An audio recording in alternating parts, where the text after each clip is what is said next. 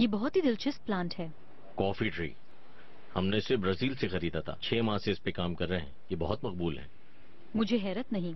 I love trees. Miss Shahrzad, अगर आप sky tower में पौधों को जगह देने का इरादा रखती हैं तो हमें इस सिलसिले में बात करनी चाहिए। अफसोस है, लेकिन स्काई टावर्स का जमीनी काम हमारे पास नहीं। ये सारी जिम्मेदारी होटल मैनेजमेंट के हाथों में है। फैसला तो बहुत नपतुला है।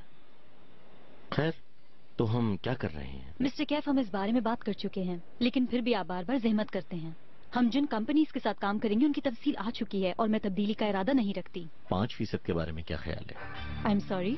कमीशन होगा आपका। मैं कुछ समझी नहीं।